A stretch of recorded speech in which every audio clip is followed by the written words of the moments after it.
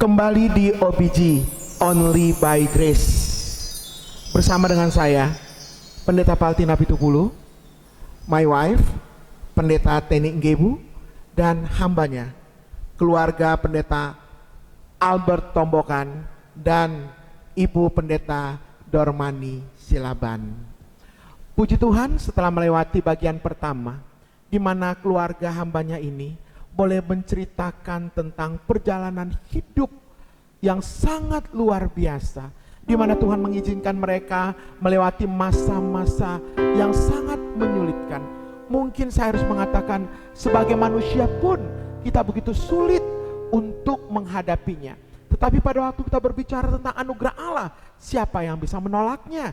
Dan hari ini ya, kita kembali bersama dengan mereka setelah melewati masa-masa yang sulit, di mana Allah mengizinkan hambanya mengidap penyakit tumor di usia ke-22 tahun, 3 kali mengalami pengangkatan tumor melalui operasi, lalu ada pergumulan yang sangat berat juga. Sebagai seorang wanita tentunya menginginkan beliau juga mendapatkan seorang lelaki yang sangat mengasihi. Dan di dalam pergumulan yang sangat berat, ternyata Tuhan mengizinkan hambanya Ibu Pendeta Dormani mendapatkan seorang lelaki yang sangat mengasihi dia. Itulah Pendeta Albert Tombokan. Hari ini kita kembali mendengar sharing perjalanan hidup mereka yang juga sangat luar biasa beratnya. Kekasih Tuhan, saya percaya cerita perjalanan hidup ini akan sangat menginspirasi kita. Langsung saja kita berbincang-bincang dengan keluarga Pendeta Albert Tombokan bersama dengan Ibu Pendeta Dormani di bagian yang kedua ini.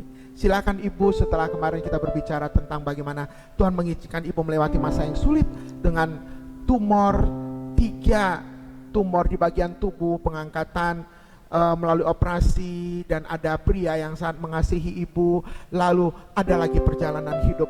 Apakah perjalanan hidup ini semakin lebih menyenangkan atau semakin lebih tidak menyenangkan? Silakan Ibu, bisa share. Oke, setelah memang di dalam kedaulatan dan kemurahan Tuhan, akhirnya kami memutuskan untuk menikah gitu ya. Dan saya berpikir, wah saya sudah bahagia nih, udah ada pasangan gitu ya. Tapi ya memang umumnya ada kerinduan untuk punya keturunan gitu ya Pak. Amin. Punya keturunan, dan itu memang sangat kita gumuli sebagai pasangan begitu. Tapi ternyata tidak semudah yang kita harapkan gitu ya. Saya berpikir tahun pertama kami jalani ya nggak apa-apalah, sambil seperti pacaran, karena dulu jauh-jauhan nggak apa-apa ya, gitu, menikmati. Biasalah ya, tahun pertama, tahun kedua tidak apa-apa, kita berpikir seperti itu. Tahun ketiga kita jalanin, mungkin tahun keempat perjalanan terus dalam masa penantian, kita berpikir nggak apa-apalah gitu. Ternyata apa yang terjadi pada tahun yang kelima kalau tidak salah, memasuki usia pernikahan tahun yang kelima. Ya. Usia pernikahan kelima tahun, tiba-tiba saya meraba di kepala saya tuh ada benjolan seperti itu ya Pak ya. Ada apa lagi nih seperti itu, dan agak kerasa sakit. Saya berpikir waktu itu, Tuhan belum selesaikah beberapa tahun yang lalu, saya berpikir seperti itu. Dan akhirnya dalam keterbatasan dokter fasilitas, karena kami dulu di Sintang, Kalimantan Barat, dan sangat terbatas untuk dokter gitu. Kami akhirnya pergi ke dokter dalam. Bapak dokternya tiba-tiba menyuntik gitu, dan benjolan itu besar seperti telur gitu. Dan akhirnya meradang. Muncul ya benjolan itu ya. Langsung muncul, meradang lah sampai ke saraf. Akhirnya saya dilarikan ke Pontianak. Di Pontianak pun tidak ada solusi. Akhirnya dilarikan ke Darmais. Baru setelah di scan di Darmais di Jakarta. Iya, dari Pontianak ya, untuk ditangani lebih lanjut dirujuk ke Darmais. Inisiatif kita keluarga akhirnya ke Darmais. Baru terdiagnosa hasil scan-nya bahwa saya mengidap osteoma. Saya Mengidap osteoma. osteoma. Iya. Osteoma itu adalah tumor tulang. Nah, saya khusus di bagian tengkorak kepala begitu, Pak. Di tengkorak kepala bagian Sebelah kiri. sebelah kiri ya. Iya. Jadi diagnosa dokter ada tumor di bagian tulang, bagian tengkorak, osteoma. Ya Bu ya? Iya, iya, Pak. Aduh, perasaan Ibu pada waktu itu gimana? Waktu itu kembali saya sebagai manusia yang punya hati, saya berpikir Tuhan, sampai kapan lagi gitu? Iya. Mulai hitung-hitungan dengan apa yang Belum kita berhenti buat Tuhan gitu ya setelah kemarin Iya, tumor 3. benar, karena Tuhan saya sudah berbuat begini, sudah mulai hitung-hitungan dan akhirnya kembali lagi Roh Kudus membuat keyakinan bahwa Dia tidak pernah salah menghibur. Amin. Sekalipun dalam proses itu saya tidak bohongi dan saya tidak munafik bahwa saya mengalami jatuh bangun dalam memahami up down dalam memahami bahwa Allah tidak pernah salah gitu, Pak. Akhirnya di dalam seizin Tuhan kita kembali ke Kalimantan dan ada pengobatan lah di Kucing dan di sana pun tidak bisa ditangani kan karena di bagian kepala. Bu, minta maaf saya bertanya. Pada waktu setelah dokter memutuskan itu ada penyakit di dalam apa saya bilangnya di dalam pertarungan iman mungkin ya, bertanya kepada Allah antara kedaulatan Allah bahwa Allah tidak pernah bersalah, Allah selalu pasti menolong saya.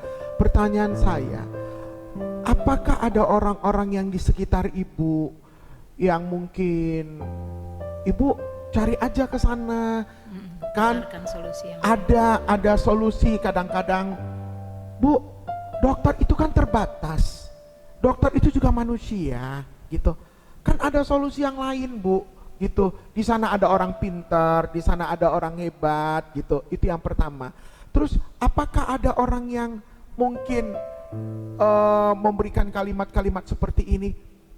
Mungkin Ibu masih punya dosa kali atau apa? Itu kira-kira ini kan sering kali terjadi ini. Iya, betul, Pak. Ya, di saat pertarungan ini selalu ada yang mengirimkan hal-hal yang sebenarnya berbeda. Gitu. Kira-kira gimana? Iya, kalau mungkin menawarkan obat kedukun atau apa sih enggak sih ya mungkin, tapi orang-orang pintar enggak ya? Enggak ya, tapi misalnya obat-obat herbal alternatif begitu. Tapi saya syukurnya sangat selektif lah dalam hal itu karena saya pernah konsultasi ke dokter, hati-hati juga gitu ya. Tapi mungkin bukan di situ yang paling Pak? Paling beratnya adalah bahwa ketika orang bertanya, kok sakit-sakitan? Kalau orang Medan bilang lalap, ya gitu artinya. Malah lalap, iya, sakit. Iya, terus sakit gitu ya maksudnya. Lalapnya terus sakit terus sakit, belum sini sakit, lalap gitu mungkin kalau orang Medan bilang gitu. Apalagi pendeta, istri pendeta betul. sakit-sakitan terus. Iya. Gimana mau lihat dombanya gitu? Itu pasti ada tekanan ya. Betul, sakit terus dan mungkin bisa secara langsung atau mereka saling bercerita dan itu buat saya sangat menekan. Tetapi di sisi lain pun seimbangnya penghiburan Tuhan juga ada orang yang menguatkan dari yang lain. Tapi saya berpikir semua Tuhan izinkan itu gitu. Ternyata sampai setelah itu dan selalu saya bilang juga seperti keyakinan hati saya selalu ketika mulai sudah nggak enak kepala saya atau bagian tubuh yang lain, saya bilang, hai kamu tumor atau apapun dalam tubuhku, kamu boleh menumpang dalam tubuhku, tapi kau tidak boleh menumpang dalam hatiku dan pikiranku, karena di hati kita hanyalah Roh Kudus dan Tuhan yang kita izinkan. Tadi setelah Ibu kembali terus ke Kucing, nah selanjutnya? Nah setelah itulah baru kalau di kita pendeta kan ada ya masa mutasi gitu ya. Iya. Iya, memang udah dalam Ibu dimutasi lah ke Medan. Sebenarnya satu memang dalam arah pengobatan juga karena di Kalimantan agak sulit pengobatan. Jadi kebijakan sinode lah. Iyalah. Akhirnya setelah itu kita berpikir sudahlah, udah fokuslah pengobatan itu. Tetapi dalam perjalanan itu kita masih tetap berpikir, Tuhan, oke lah tumor gak apa-apa deh. Alangkah enaknya kalau ada anak suara bayi ya di rumah. Masih tetap berpikir sampai situ karena Masih terus berharap iya, ya. berharap karena setiap orang udah berapa tahun Bu Pendeta menikah, udah berapa anaknya. Kalau orang tanya kan setiap pelayanan ya, udah berapa anaknya gitu. Serak hati kita seperti itu juga. Ternyata tidak sampai di situ. Ada juga kadang kita mendengarkan, Ibu Pendeta itu kan mandul gitu ya. Atau ada suatu ketika kita mau berdoa untuk satu keluarga yang belum punya keturunan, bagaimana Ibu mau berdoa sama kami? Ibu aja pun belum punya keturunan. Iya, sebagai seorang pendeta ya, Iya. diminta mendoakan orang. iya. Orang bilanglah, ibu aja belum terbukti punya anak kok mau mendoakan saya. Iya, betul, Seperti Pak. itu ya, ini Iya. luar biasa. Ini penghakiman dunia yang sering kali terjadi. Iya. Iya. Bu, start sebentar. Saya mau bertanya ke suami nih. Iya. Nah, suami ya, ini ujian imannya luar biasa ini. Bahwa dari awal dia sudah tahu ya calon istrinya punya penyakit tumor seperti ini, dan pada akhirnya dia tetap memutuskan tetap menikah ya, apapun adanya ya, apa adanya dia terima apa adanya. Nah, pertanyaan saya Pak, setelah melewati masa sulit kemarin kan, terus menikah, terus ketemu lagi nih tumor, malah di tulang tengkorak Pak. Sementara dalam penantian anak nggak dapat anak, belum dapat anak juga. Saya mau tanya, sebagai seorang suami ya, sekaligus seorang hamba Tuhan, tentu Bapak juga akan sibuk harus menggembalakan begitu banyak domba. Gimana kira-kira? Ya. Bisa share Pak? Oke, ya memang secara manusia juga ya, saya juga tetap sebagai manusia ya. Artinya ada juga masa-masa di mana kita memang kadang merasa putus asa, artinya bertanya sama Tuhan, kenapa Tuhan, bahkan masih adakah dosa yang saya lakukan yang harus saya selesaikan gitu kan. Kadang ada yang sepertinya dari menghakimi kita sendiri, dan terus Tuhan meyakinkan, dan juga kami akhirnya ya kami berdua lah saling menguatkan, karena di saat saya lemah istri yang akan menguatkan, begitu juga sebaliknya. Pernah nggak Bapak berpikir begini, duh Tuhan udah capek jadi pendeta ini, saya ini hamba Tuhan, kok bertubi-tubi seperti ini, lalu sepertinya Bapak putus asa, terus begini, udahlah, jadi pendeta juga percuma gitu kan. Mungkin Bapak udah menangis, berdoa, berlutut sama Tuhan gak dengar. Pernah gak ada suara seperti itu, udahlah gitu? Iya, memang pernah Pak. Jadi apalagi dalam kondisi-kondisi yang seperti yang kemarin yang sakit tumor itu kan waktunya juga cukup lama. Dari prosesnya dari Sintang, baru kami harus ke Pontianak, dan kami hanya berdua lagi harus melewati itu, baru kemudian balik lagi ke Sintang untuk mengurus rujukan ke bukan ke Jakarta, ke Darmais, dan itu juga proses yang butuh energi yang, dan juga kekuatan iman lah untuk bisa melewati itu, merasa sendiri, dan di saat itulah kita harus melihat dia juga merintih, kadang kejang, dan saya tidak bisa buat apa-apa. Dan juga ketika harus di Jakarta kan ke Darmais dengan dana yang terbatas. Pak, saya mau tanya, pada waktu tumor di tengkorak itu udah pernah kejang? Iya Pak, itu sampai begitu. sudah sering berapa kali harus minum, disuntik, maaf kata heroin untuk mengurangi rasa sakit, mengurangi stres. Itu pola medis ya, sebenarnya itu keputusan medis dalam kontrol dokter. Nah, ini kan luar biasa ini beratnya Pak.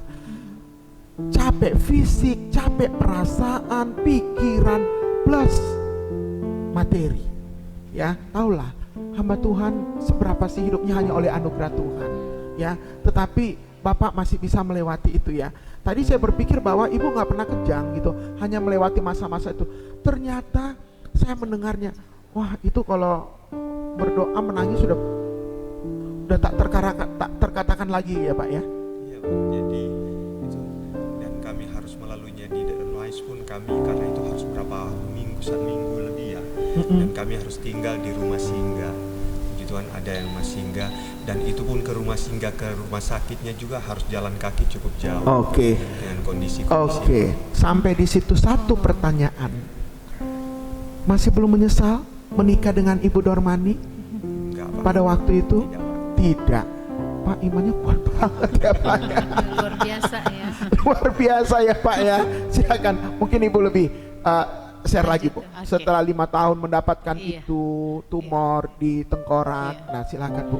Ya, satu hal yang memang setelah kita di Medan, bahwa ada juga beberapa dokter berkata ya udah nggak apa-apa gitu, nggak terlalu biarkan aja tumor itu di situ, kita nggak usah ganggu karena itu pusat sarafmu, kecuali memang dia sudah sangat membahayakan nanti Iya. gitu. Dan puji Tuhan sih setelah perjalanan beberapa tahun di Medan sudah lebih kambuhnya kurang lah. Sudah berkurang, ya, iya. sangat berkurang gitu ya. Puji Tuhan. Puji Tuhan. Tetapi kembali lagi kita seperti tadi kita bilang sebagai satu keluarga gitu ya Pak ya, Iya. yang terus menantikan keturunan karena tahun bertambah tahun, usia pun semakin bertambah Iya. gitu ya. Dan pertanyaan-pertanyaan yang selalu dan sering kita dengarkan, udah berapa anaknya gitu, terus ya itu yang akan terus menekan jiwa. dan juga bertanya terus juga, Tuhan masihkah, atau kalau memang enggak ya udah kita siapin hati. Tapi sebenarnya dalam perjalanan pernikahan 11 tahun kemarin, pas bulan Oktober saya pun kami berdua sudah berpikir sudahlah, sudah nggak usah lagi terlalu Mengharap. Iya. Mengharap kepada Fokus, Tuhan iya. tentang keturunan nih ya. Ya, Nah, gitu. berbicara keturunan. Dan setiap saya kadang, ayolah Pak kita periksa ke dokter gitu ya. Pak Albert selalu bilang nggak usah katanya. Jadi, dan satu hal yang membuat saya bertahan juga sampai 11 tahun itu adalah dua. Yang pertama adalah suami saya. Amin. Suami saya selalu bilang bahwa kamu yang lebih utama dibanding anak itu. Luar biasa. Gitu ya. Masih statementnya masih luar biasa ya. Ya, jadi kalau kita sebagai wanita ya mungkin setiap datang bulan gitu ya, dia berusaha memeluk saya dan berkata kamu yang lebih penting. Jadi itu menguatkan saya, itu yang pertama. Yang kedua adalah dari keluarga. Sekalipun saya memang orang Batak, asli Batak dari kampung lagi gitu ya, tapi tidak pernah sekalipun baik itu papa mama saya sampai mama saya meninggal atau saudara-saudara saya nggak pernah bertanya, kapan Dek, kok begini Dek, kau sakit apa Dek, enggak pernah. Sungguh ya. Iya. Dukungan dari keluarga Dukungan itu begitu Pak, kuat. dan itu luar biasa, sehingga saya merasa bahwa wow, mereka menerima saya apa adanya gitu loh, karena ini bukan punya anak, bukan keputusan saya untuk tidak punya atau lama gitu ya. Dan puji Tuhan itu yang membuat saya terhibur sekali, dan juga ada beberapa jemaat yang terus jangan berhenti berharap, jangan berdoa buat saya dan juga rekan-rekan hamba Tuhan, secara khusus hamba-hamba Tuhan di GMI Pak. Iya. Hingga pada suatu waktu dalam seizin Tuhan kami bertemu dengan salah seorang dokter Obgyn di Medan, dan dia anak Tuhan, sehingga dia sebenarnya berkata datang dong ke praktek saya gitu. Dia menawarkan diri, ya udah kami datang ke praktek. Itu pun sebenarnya diskusinya agak lama dengan Bapak Pendeta, karena dia selalu menjaga hati saya supaya saya nggak makin terluka. Itu mungkin ya udahlah, tidak usah, tapi saya mohon ayolah Pak kita pergi. Dan singkat cerita kami periksa ke sana dengan beberapa waktu yang harus kami periksa karena harus ke laboratorium dan segala macam. Tetapi yang intinya adalah bahwa saya di USG ternyata ada kista di dalam rahim saya. Itu di usia pernikahan Kalau tidak salah ke-11. 10. 9 Usia 22, tumor di payudara 3 tempat, sudah mengalami operasi 3 kali pengangkatan, itu belum menikah. Setelah itu, setelah menikah 5 tahun pernikahan, ada tumor di tengkorak kepala. Ya, masalah belum selesai. Ya, ternyata Tuhan masih buat lagi. Waduh, seperti sudah jatuh ketimpa tangga lagi. Masih kuat ya Pak ya? Masih kuat. Loh, bayangkan masuk di usia pernikahan 9 tahun, ternyata ada kista di rahim. Masih bisa tertawa ya Bu ya? Saat ini. Silakan Bu. Iya. Lanjut. Pada waktu itu sebenarnya setelah dibilang ada kista, oke, gitu. Ya,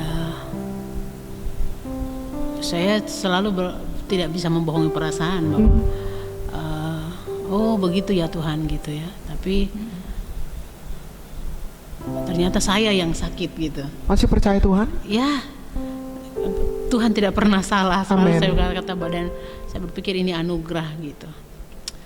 Oh, berarti saya yang sakit gitu, bukan suami dari pihak suami tapi saya. Setelah beberapa minggu, tiba-tiba perut saya sakit. Perut saya sakit dan kita ke dokter lagi, ke dokter Obgyn itu lagi. Kembali di USG sama dia, di USG dia bilang keajaiban gitu ya. Ada kalimat keajaiban yang saya dengarkan. Saya berpikir, wow, Hamil. apakah saya hamil gitu? Tapi tidak mungkin karena sepertinya baru beberapa waktu lalu sebagai seorang perempuan gitu. Enggak mungkin. Keajaiban kata dokter itu kembali dengan wajah yang ceria gitu. Kenapa dok gitu kan? Kistamu hilang gitu. Puji Tuhan gitu. Puji Tuhan sampai kita rasanya mau kayak terbang gitu ya. Tapi ternyata Bapak Ibu setelah udah duduk kembali, ya tapi duduk dulu. Udah duduk kita, tapi ternyata katanya karena kistamu sudah hancur, ternyata ada bersembunyi di dalamnya miom. Kista, lalu dokter bilang hancur, Iya. ternyata muncul miom. Ada, jadi sebenarnya berarti dua-duanya ada kista ada miom. Memang saya nggak terlalu tahu lah ya. Karena dia apa bersembunyi ya, mungkin di apa balik bedanya gitu ya. Tapi ya ada kista ada miom. Jadi pecah ini kistanya, muncul. ada baru Kelihatan kelihatan miomnya. miomnya gitu. Oh ini yang menghalangi juga Bu, untuk tadi sukacita nih udah naik tinggi Ya. nih. Iya. Ya, Iya. Tiba harus saya percaya suami juga ya udah naik tinggi. Terus tiba-tiba blek jatuh lagi. Aduh, Bu, bisa Ujian Tuhan membayangkan luar itu. biasa, Silakan Bu. Iya, setelah dikatakan lagi miom, cuman dokternya bilang tidak apa-apa, masih ada harapan gitu. Masih ada harapan. Tapi saya bertanya, Tuhan sampai kapan Masih ada harapannya? harapan. Iya. Karena terus usia bertambah. semakin udah bertambah dan harapan itu kapan gitu ya? Hingga 2 tahun. 2 tahun pas pernikahan ke-11. 11. Iya. Pernikahan sebenarnya pas bulan Oktober itu saya udah bertanya sama Tuhan. Tuhan, ini kami udah mau menginjak pernikahan 11 tahun. Tidak adakah kado dari Tuhan kepada kami selain memang Tuhan sudah memberikan dirinya menyelamatkan kami berdua? Masih minta juga ya Bu Iya. ya. Walaupun Kali itu sepertinya Pak, harap. biasanya saya nggak terlalu ini ya, tapi kali Iya, itu iya. Tuhan boleh nggak pas pernikahan ke-11 ini harapan ya? terakhir. Karena saya udah mau usia 39 ini gitu ya. Tahun depan udah 39. Udah boleh nggak gitu? Ya singkat cerita pada bulan Oktober ya gitu. Pada bulan Oktober itu saya sudah mulai ada tanda-tanda gitu. Terus saya mimpi. Saya mimpi ya. Saya mimpi. Di mimpi saya tespek ada, kalau mungkin Bapak Ibu yang keluarga atau yang lain sudah pada tahu lah, tespek itu ada garis 2 gitu. Di mimpi saya itu ada garis 2. Saya cerita sama anak-anak di rumah, kebetulan ada anak asuh dan juga suami saya. Tapi ya udah saya pudarkan mimpi itu, saya udah nggak ada, hanya mimpi. Penyahat Mungkin lah ya. iya, karena mungkin ekspektasiku terlalu tinggi, minta hadiah dari Tuhan dalam ulang tahun pernikahan, ya sudahlah gitu. Terus saya sudah mulai makin curiga gitu. Hingga tapi saya tetap masih pelayanan, ikut ibadah PKP ke Langkat, ke Lintong gitu ya. Ternyata Bapak Ibu beberapa waktu kemudian saya memberanikan diri kepada Pak Albert. Saya bilang, Pak, bagaimana kalau kita periksa beli tespek? Sudahlah. Udahlah, udah nggak usah. Ini cerita dari mimpi nih ya. Iya. Karena udahlah, nggak usah lah. Udah nggak usah lagi kamu ini. ayolah Pak, tolonglah. Nggak usah lah. Ternyata mungkin dia gelisah juga ya. Saya belum ceritakan mimpi saya juga sama dia. Tolonglah Pak, belilah, aku bilang. Ayo dia beli, udah ini, dibelinya harga yang 5.000, yang paling murah. Hingga ceritanya besoknya saya tes, dan Bapak Ibu Saudara kekasih Tuhan, jika ada seandainya CCTV di kamar kami atau ada video yang memperlihatkan ketika kami ekspresi kami berdua meyakinkan ada 2 garis. Aduh, kami nggak tahu. Tuhan, ada 2 garis. Jadi benar tuh Bu ya? Iya. Benar tuh ya? Iya. Jadi ada 2 garis. Tapi namanya kami kan belum tahu, belum pernah ada pengalaman. Kembali ke YouTube, lihat YouTube gitu. Tapi Bapak Ibu tahu apa yang YouTube belum tentu itu positif, gitu lagi. Harus ke dokter lagi. Ya harus. Jadi waktu itu cari ke YouTube nih. Iya. Ya. Jadi yang jawab nih YouTube nih ya. Iya, karena itu cerita kami periksa dini hari kan gitu ya. Waktu dini hari nggak mungkin konsultasi ke siapa, kita telepon. Sebelum memang belum pernah. Udah pernah dalam tapi masa 11 tahun itu belum pernah. Udah pernah tes pack tapi nggak pernah ada garis 2. Nggak pernah ada garis 2. Nggak pernah. Belum pernah. Itu. Iya.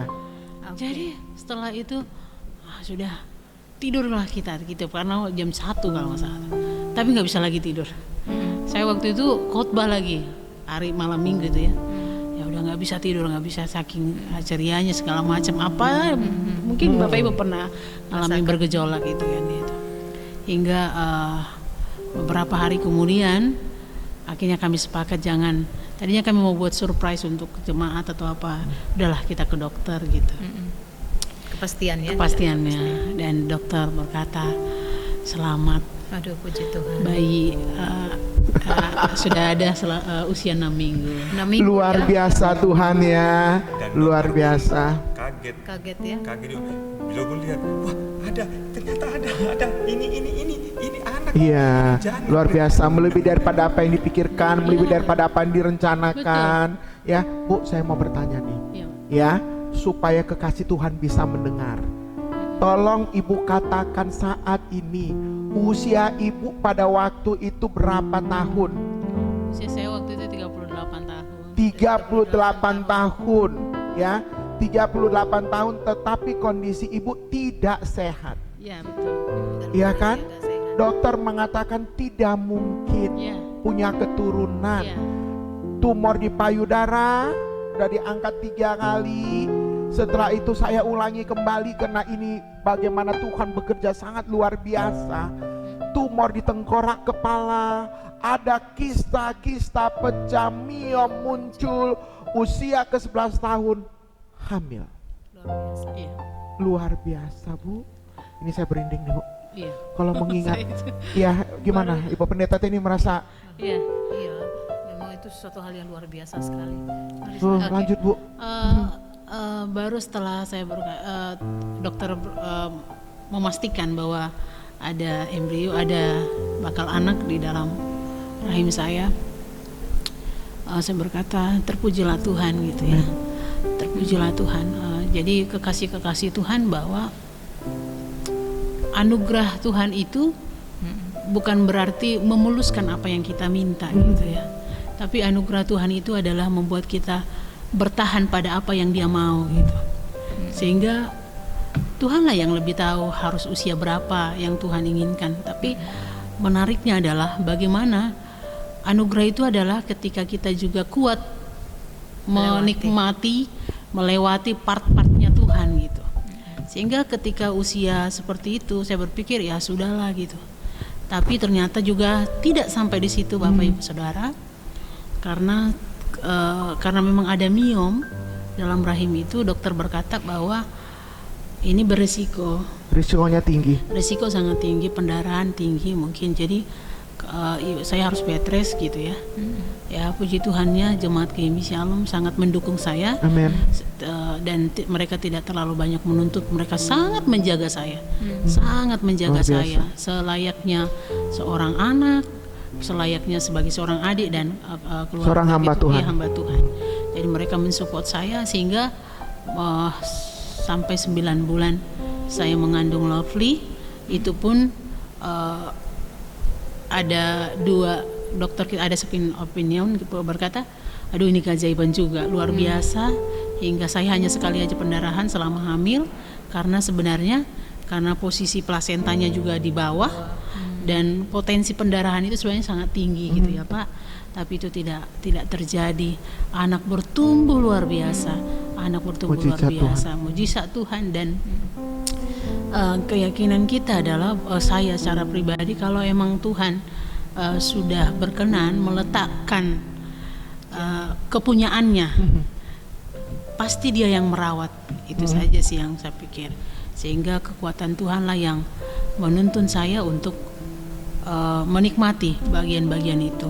Gitu Pak.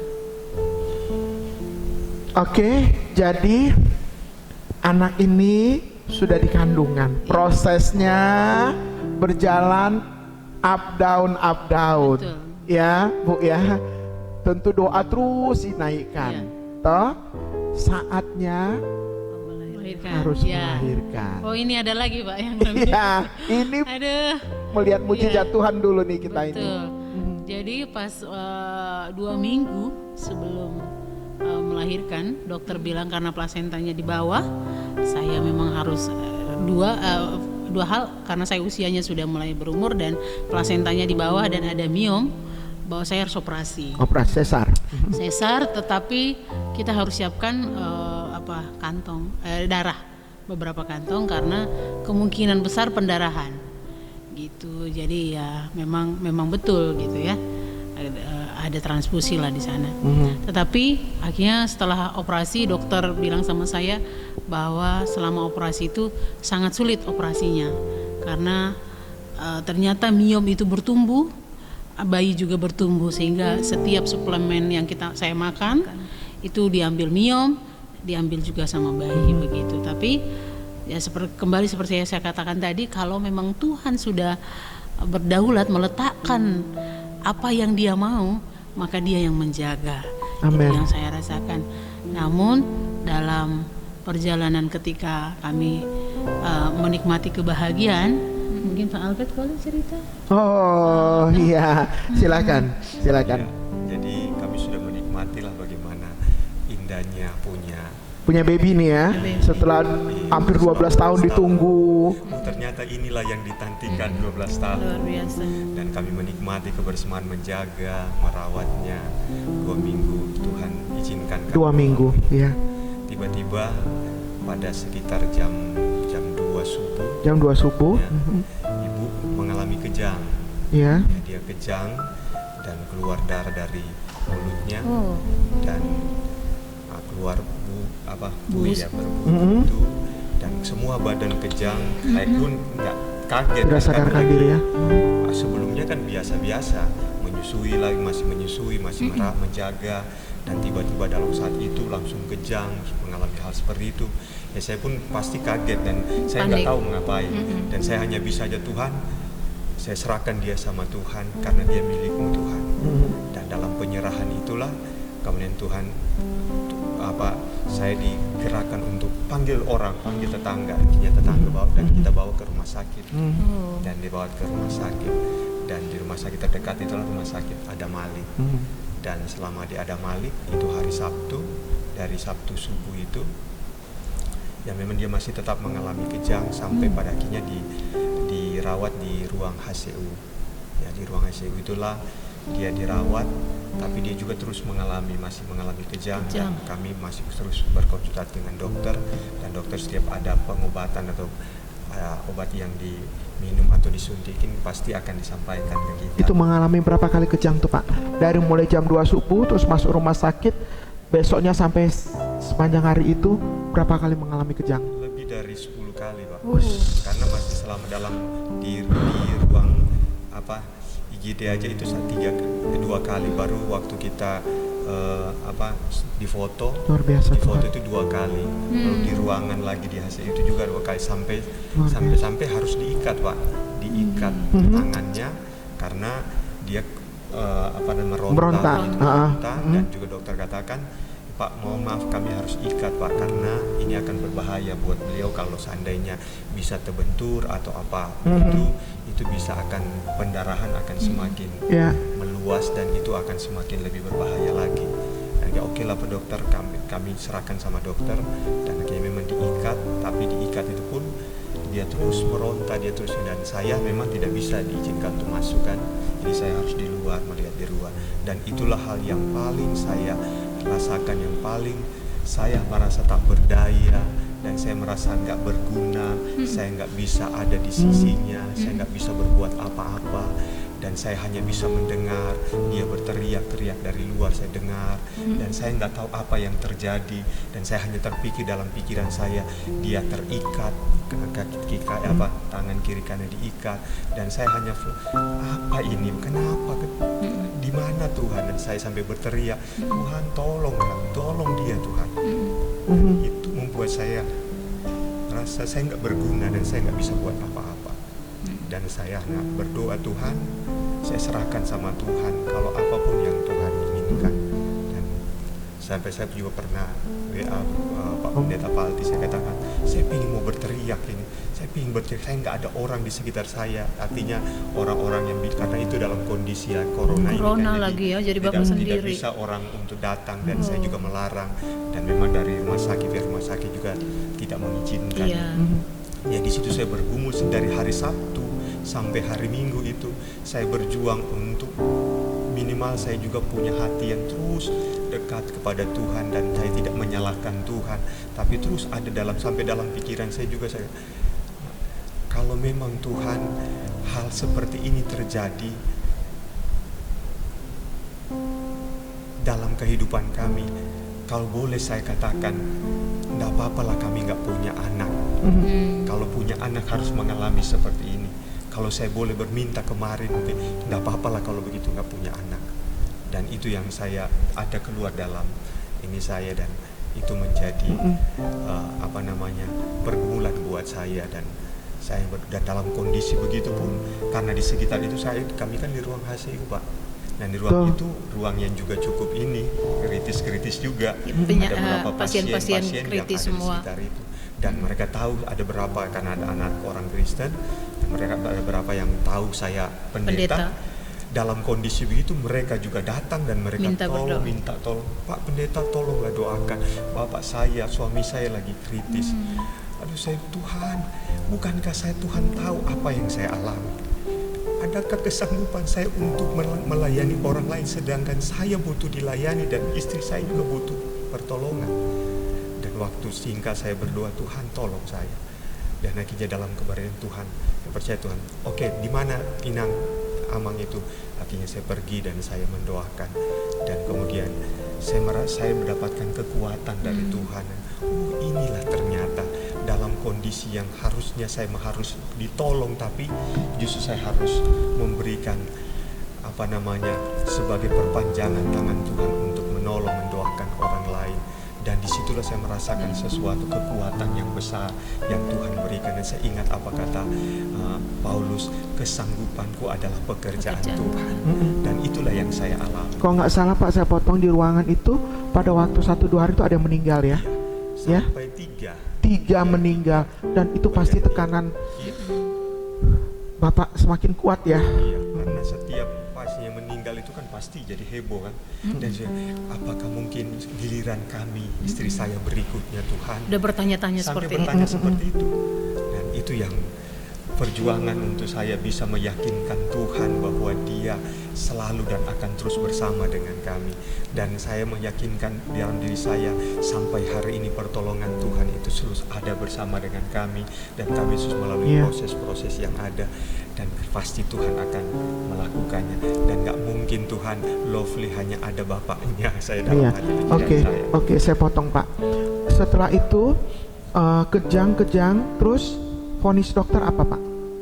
Observasi dokter, diagnosis dokter. Pendarahan di selaput otaknya. Iya. Pendarahan ya.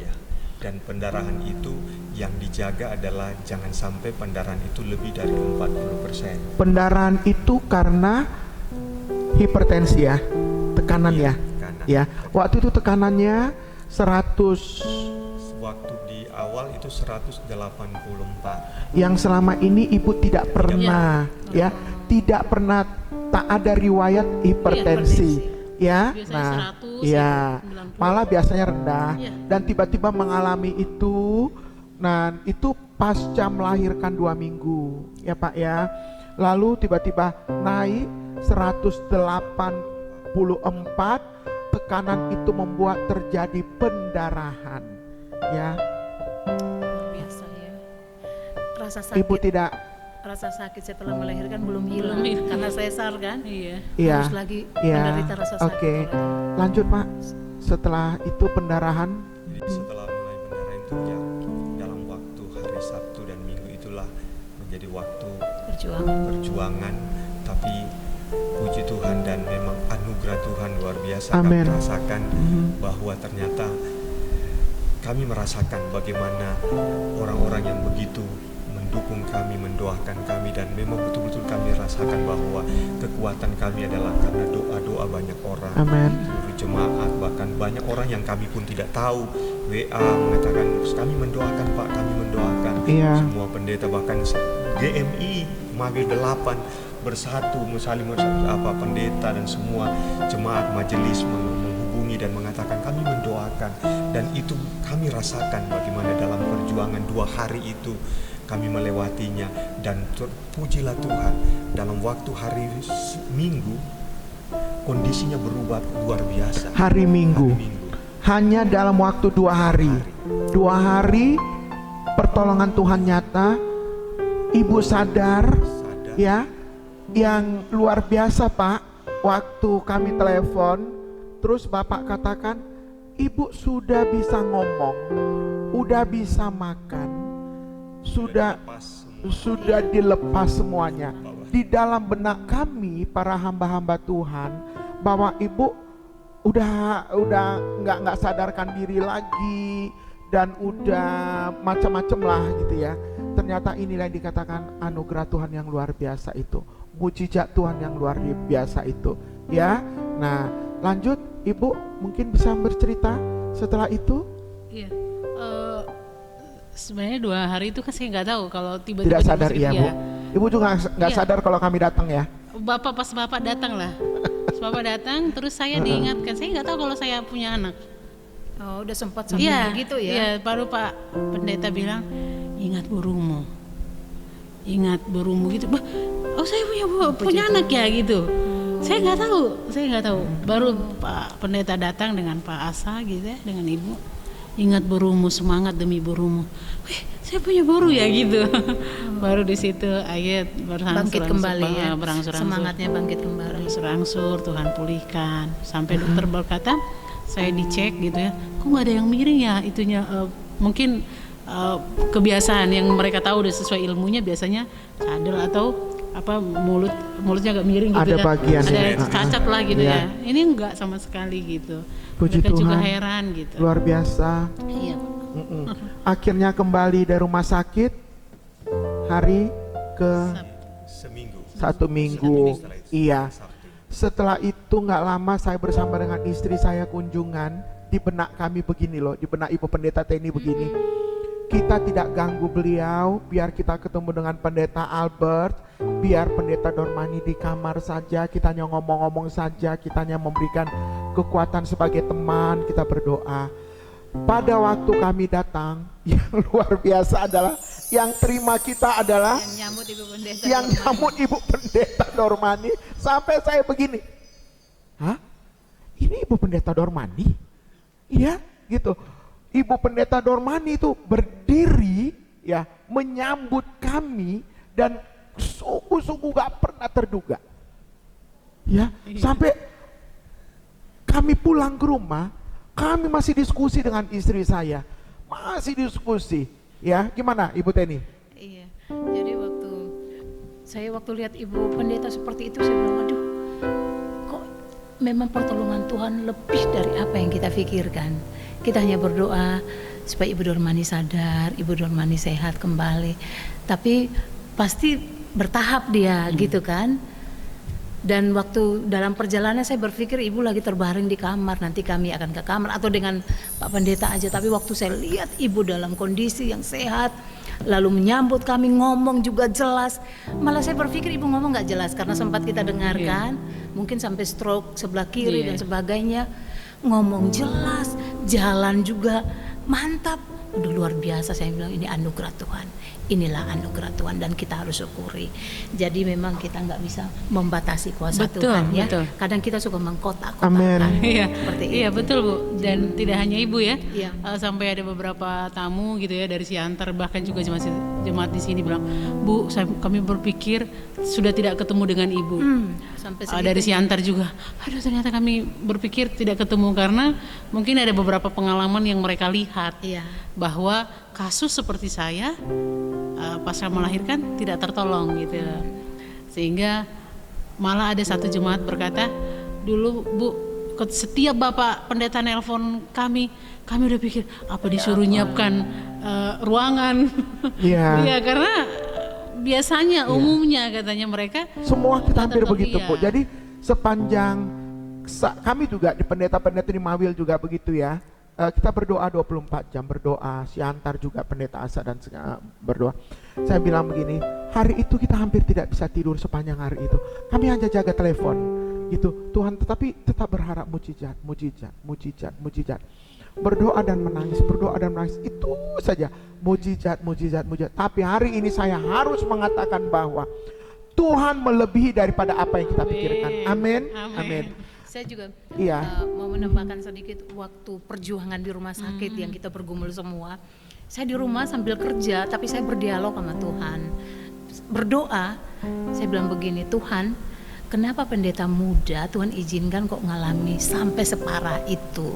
Sedangkan di ladang pelayanan GMI sangat membutuhkan pendeta-pendeta muda yang kreatif, yang energik. Dan ini pendeta muda yang kreatif, energik ya. Yang loyal pelayanan. Kok malah mereka yang Tuhan perhadapkan dengan pergumulan seberat itu. Lalu Tuhan ingatkan saya Roma 8 ayat 28, Allah turut bekerja dalam segala sesuatu untuk mendatangkan kebaikan. Bahwa setiap penderitaan yang sedang dialami oleh keluarga pendeta Albert Tombokan itu Allah bekerja di dalamnya dan Allah punya tujuan. Tujuan apa? Allah ingin menyatakan kemuliaan dan melalui sharing kita ini betul. ternyata yang diberkati bukan hanya GMI, bukan hanya Jemaat Shalom, tetapi kalau boleh Indonesia, dunia ini malah siapa yang melihat siaran ini, ya kesaksian ini, semuanya diberkati. Iya, baik. Ada beberapa poin yang sangat penting ya, bahwa sesungguhnya Tuhan itu mengizinkan kita berada di dalam ketidaknyamanan, berada dalam penderitaan. Dia sedang menguji kita. Sejauh mana si imanmu, sejauh mana si percayamu kepada saya. Ya, ternyata ujian iman itu tidak di jalan yang flat, ya, tidak di jalan yang rata. Ujian iman itu terjadi di jalan yang berbatu-batu, gunung, lembah, ya. Dan hari ini kita bisa menyaksikan Pendeta Albert bersama dengan istri tercinta bisa melewati masa-masa yang sulit. 3 tumor di payudara, 3 kali operasi, ada tumor di tengkorak kepala, ada kista, ada miom, 12 tahun dalam penantian anak, yang dokter tim medis mengatakan tidak mungkin. Ternyata Tuhan hadirkan si baby yang sangat luar biasa. Setelah melahirkan itu pun saat-saat dimana sepertinya nyawa itu sudah tidak ada lagi, ya. Hipertensi 185, 84,